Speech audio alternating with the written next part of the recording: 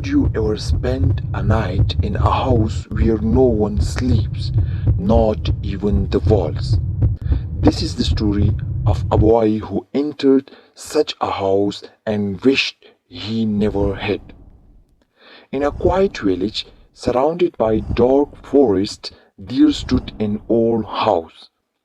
People call it the house that never sleeps. No one lived there, no one visited it, and those who tried never returned the same. One evening, a young boy named Hassan sat with his friends. They were talking about the haunted house. One friend said, "My uncle went there once. He heard whispers all night." Another said, "My cousin saw shadows moving inside, even when no one was there." Hassan laughed. "Ghosts are not real," he said confidently.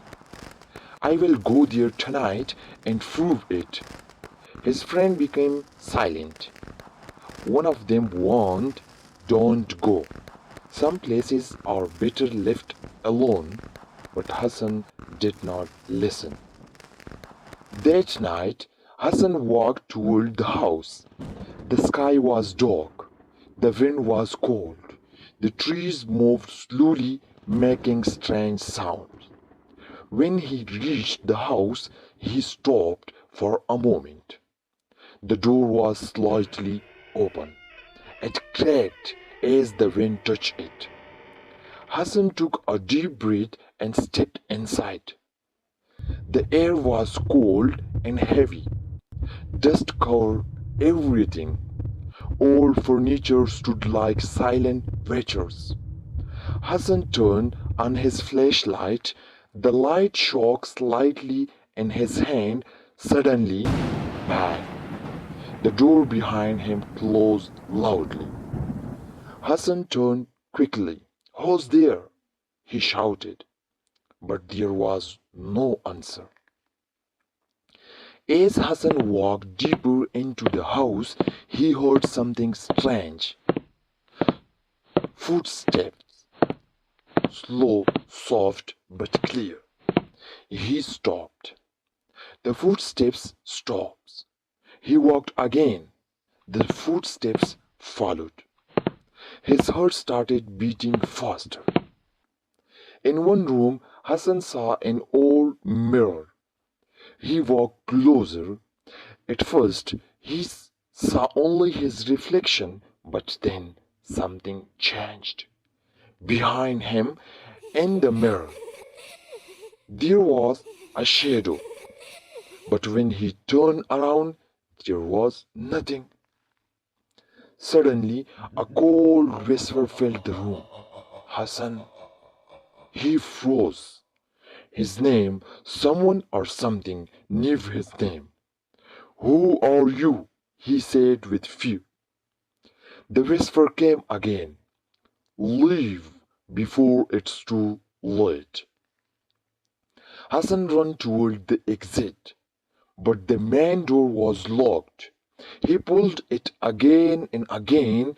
It did not open. Panic filled his heart. He was trapped.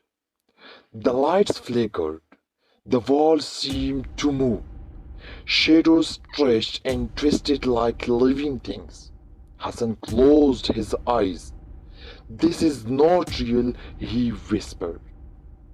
But when he opened them again, the shadows were closer. While running, Hassan found a hidden door. It slowly opened on its own. Inside, there was a small dark room. In the center, there was an old chair, and on that chair sat a figure.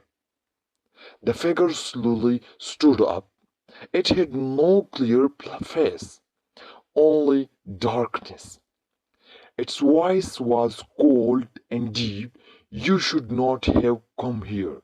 Hassan stepped back, trembling. "What do you want?" he asked. The figure replied, This house remember everyone who enters. Suddenly, Ahmed's flashed around Hassan.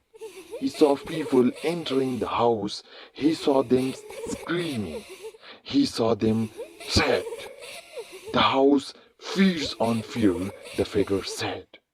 And now you are part of it. Hassan ran as fast as he could. The house seemed endless. The doors appeared and disappeared. Walls changed. The whisper followed him everywhere. Hassan, Hassan. Suddenly, Hassan remembered something. The whisper had told him to leave. Maybe not everything in the house wanted to harm him. He stopped running. He closed his eyes. I am not afraid, he said loudly. For a moment, everything became silent. The door appeared in front of him. Slowly, it opened. Bright light came from outside. Hassan ran out of the house. He did not look back. The next morning, Hassan returned home. But he was not the same. His eyes were tired. His voice was quiet. When his friends asked him what happened, he said only one thing. Some places are not meant for humans. Moral: curiosity can be dangerous. Not everything needs to be explored. Some mysteries are better left alone.